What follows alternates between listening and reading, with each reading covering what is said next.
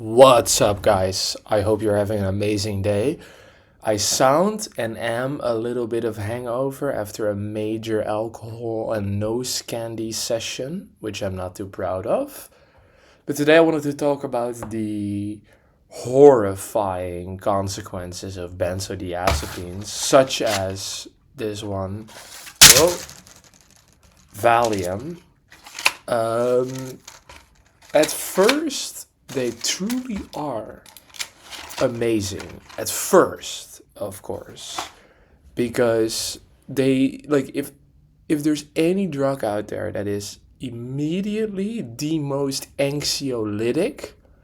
So anxio stands for anxiety, lytic means to lessen, and genic means increasing. So anxiogenic would be to increase anxiety, but benzodiazepines are extremely quickly working and very strong anxiolysis that they have. The strongest one, of course, being Xanax, but that is also, of course, then the most addictive because the shorter the duration of the benzodiazepine and the faster it kicks in and the higher the stronger the effect, the more addictive it's going to be. But for example, now, what I wanted to talk about in this video is that at first you're going to love the benzodiazepines. They really reduce anxiety. Valium doesn't necessarily make you feel high as opposed to compared to Xanax, because Xanax will definitely create this very almost high-like of calming sedative effect, but Valium will just chill you out. And for somebody like me who is dealing with a severe generalized anxiety disorder, sometimes agoraphobia, also severe social anxiety disorder, even when making this video, I definitely experienced social anxiety. But this drug, at first, of course, I would never recommend anybody to take any benzodiazepine except for only in very short-term cases of severe anxiety, such as, when you have to fly a plane, and if you just take one benzodiazepine for one time, that's not going to be problematic. But taking it every single day, your brain will adapt because the benzodiazepines modulate the activity of the GABA A receptor instead of directly agonizing it like Phenibut does, Big Lenny's favorite drug. But anyway, back to the point. These drugs really, really work to decrease anxiety and create a calming effect in a very short period of, very quick onset. But then your brain will adapt. There is no way your brain is not going to adapt if you keep taking it.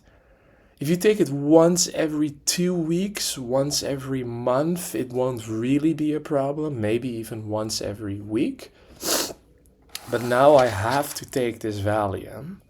I'm going to quit, of course, but when quitting, aka tapering off, this is along with alcohol. So the benzodiazepines, along with alcohol, are the two only drugs you can die from if you quit cold turkey, or you quit too quickly. So you taper off too quickly.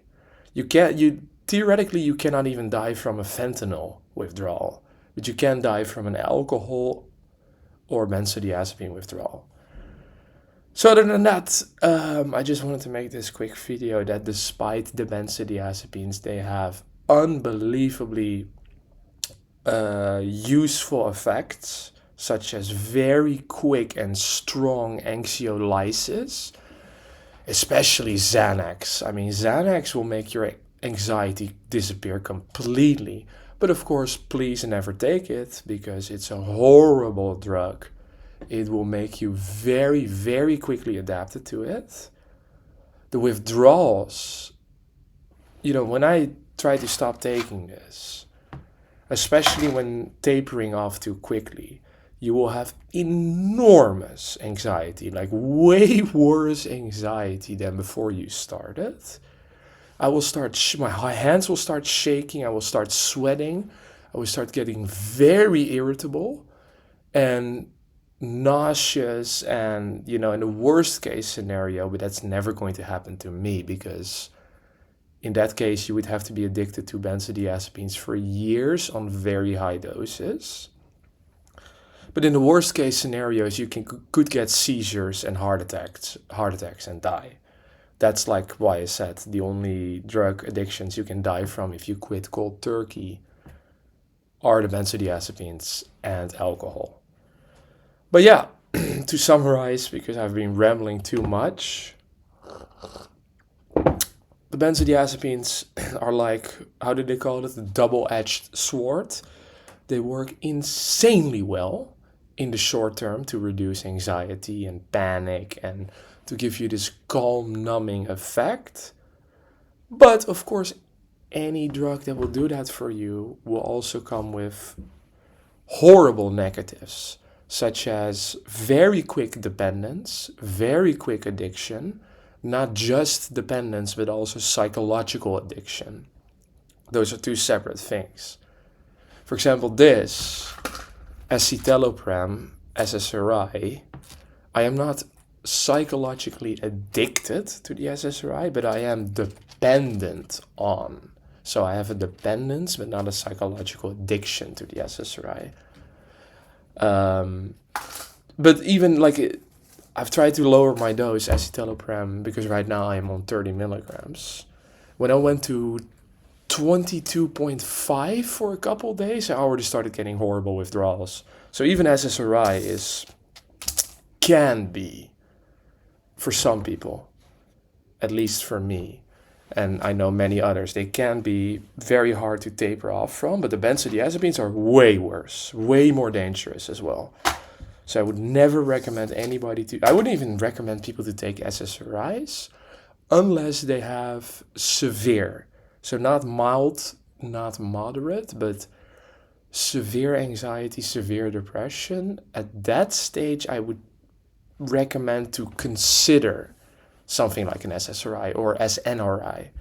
But I would never recommend anybody to take a benzodiazepine unless for severe acute cases, such as severe panic.